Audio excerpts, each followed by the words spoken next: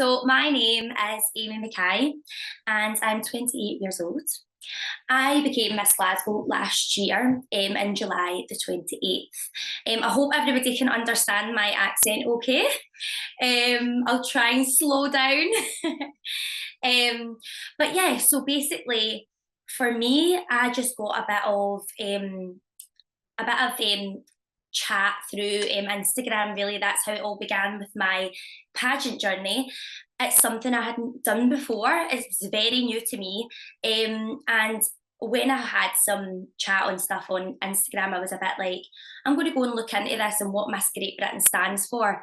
Miss Great Britain's ethos was impact over image, which I really liked, and that's what drew me to that pageant in particular. It wasn't really something that I had thought to do myself. Wasn't really in my agenda, but here we are. When I read the impact over image, I just realised it really connected with me, and I thought this would be such a good place to advocate for vitiligo. So I developed vitiligo when I was 10 years of age. It started on my knees, and like a lot of people probably experience, it starts kind of on the joints, and developed very quickly.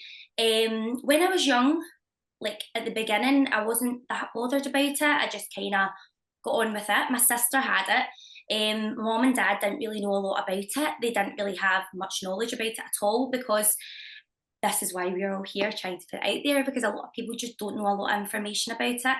And that was very much my position. So we done our own investigation into it, and I went to the doctors and got the information I needed from there. And for the first couple of years, it was very much something that I didn't really bother about. But going into high school and going into my early teens was when I started to feel quite insecure about it due to passing comment. And it made me realise, especially as in my age now, that it's very much a societal issue. It's not actually how we feel about ourselves a lot of the time. It's because of the way that other people make us feel. And then that's when I started wanting to hide it. So in Britain, there's the British Red Cross, who I actually reached out to, and I got really thick makeup to cover my skin condition. So that's what I'd done for a long time. And then Winnie Harlow, I think I was 17, 18, and it was 2014. I'm sure that she was in America's Next Top Model, and I remember seeing her and I was like, wow, like this is amazing. This is so good for us, like anybody that's got vitiligo, to see this woman being so successful. And it really inspired me. But still, due to passing comments and everything, it still wasn't enough to make me feel comfortable in my own skin. 5 years ago, I would never have thought to do a pageant because I didn't feel confident within myself. So the last year, I really, really, I would say I've just accepted who I am and just embraced it.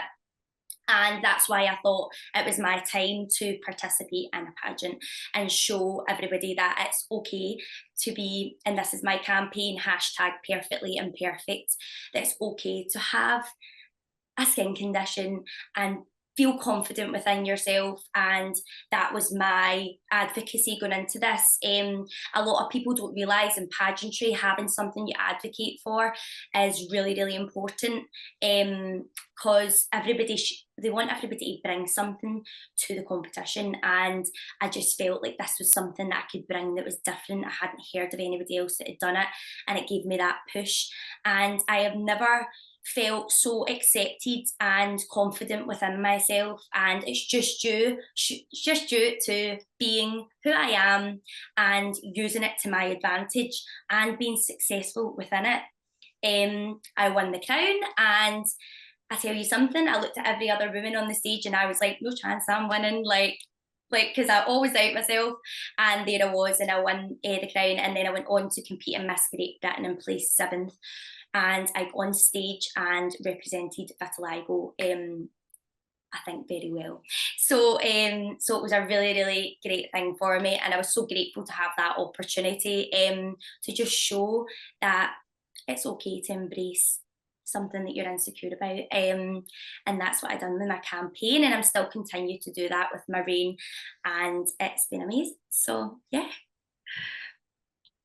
Oh, that's absolutely fantastic. I think you're an absolute true example of strength, resilience, and how you can really overcome the challenges we often face with vitiligo.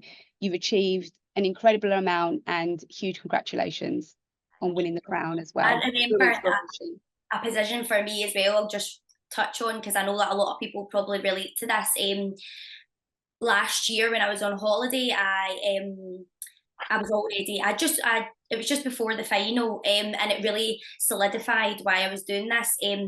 I was in a beach club and I had a bikini on, and a girl approached me and she said, "Oh," she complimented me and that was nice. And then she said, she touched my bikini line, which was straight away a very odd thing to do. And she went, "What is that?" And I was like, caught off guard, and I didn't even really know what she was talking about first. And I looked down, I was like, "Oh, I've got vitiligo." And she said, "At least you've not got it in your face." And I went, "I do have it in my face. I have just got makeup on." And she went quiet. She didn't know what to say to me. And it really made me realise that I was like, I'm so proud to be representing this, because people need to know that that is not okay to do that to somebody. And that could have ruined my day 5 years prior. But luckily within myself, I've got confidence now, and I want to show that you stand up there in your bikini and be proud of who you are. Absolutely. And you're a true example of that. And I think, the intrusive questions and the uncomfortable questions can be hard to hear. But the fact that you've kind of turned that around and sort of said, no, I'm going to embrace my skin. I'm going to love my skin. And it's not unfortunate because this is who I am, I think is a real testament to someone who is strong in the skin they're in. So brilliant. Well done for being a really great Thank you so much. Thank you.